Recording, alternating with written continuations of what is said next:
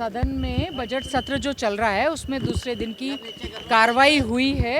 इसमें साथ ही साथ में जो यहाँ पर गवर्नर एड्रेस पर चर्चा चल रही है और प्रश्नकाल के दौरान बड़ा ही दुर्भाग्यपूर्ण बात है कि जो मंत्री या मुख्यमंत्री जी की तरफ से रिप्लाई दिए जा रहे हैं वो गलत फैक्ट्स एंड फिगर के साथ दिए जा रहे हैं। तो हम चाहते हैं सत्ता पक्ष पूरी तैयारी के साथ आए। बहुत सारे प्रश्नों में हमें तो जो है वॉकआउट करना पड़ा। दादूपुर नलवी को लेकर उनका कोई मामला ही नहीं है। हाई कोर्ट में ऑलरेडी रिजर्व था, फिर ऑर्डर उसके हुए हैं और बहुत सारे ऐसे मामले हैं। जैसे हम लोगों ने अतारांकित प्रश्न मान लीजिए दिए थे, पूरे 10 साल में अगर आप 10 बार लगाएंगे सेम रिप्लाई तो कुछ नहीं हो रहा है। तो बजट सत्र में मैं समझती हूँ ठीक है, सिटिंग बढ़ाने से क्या फ़ायदा है जब तक आप अच्छे से होमवर्क नहीं करके आएंगे। सत्ता पक्ष के साथ साथ विपक्ष के मुद्दों को सही ढंग से उठाएं।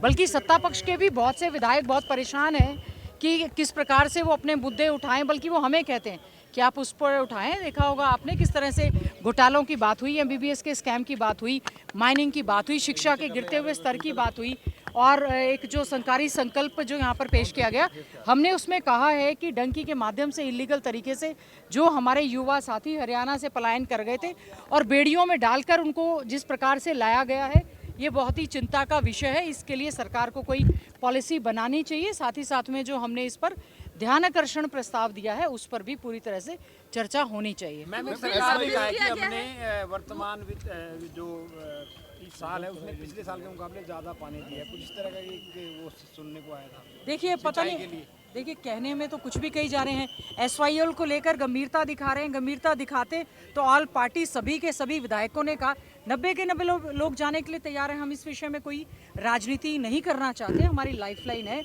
और पानी के जहाँ तक डिस्ट्रीब्यूशन की बात है, हमारा दक्षिण हरियाणा विशेष तौर से जो हमारा क्षेत्र है वहाँ पर तो सिंचाई की और पीने के पानी की भी बहुत ज़्यादा समस्या है। जो खेत हैं हमारे सेम की वजह से वहाँ पर बिजाई नहीं हो रही और पीने का पानी सही ढंग से वहाँ पर मिल नहीं रहा है। मैम राज्य गीत को लेकर जो है वो एलिगेशन एक मरतबा फिर से लग चुके हैं। उस पर सीधे तौर पर कहा गया कि जो लिखा गया है उसका क्रेडिट जो है वो नहीं दिया जा रहा।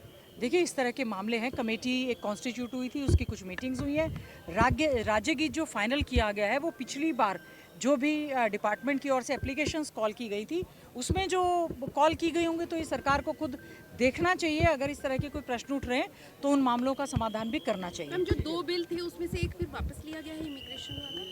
नहीं, उन्होंने कहा है कि जो संकल्प भेजा गया था, भारत सरकार ने कहा है इस पर वो कानून बना रहे हैं, तो सरकारी संकल्प को यहाँ पर वापस लेने की बात है। पर हमारी ये मांग है कि यहाँ पर हरियाणा के युवा जिस प्रकार से ज़मीन बेचकर लोन लेकर पूरे के पूरे गांव खाली हो गए हैं, इलीगल तरीके से पलायन कर रहे हैं, ये बहुत ही बड़ा एक चिंता का विषय है। जो युवा नशे की चपेट में आते जा रहे हैं, इसके लिए सरकार को जो ट्रैवल एजेंट्स हैं और जो इलीगल तरीके से जा रहे हैं, सरकार को यहाँ पर ठोस कार्रवाई का आश्वासन देना चाहिए।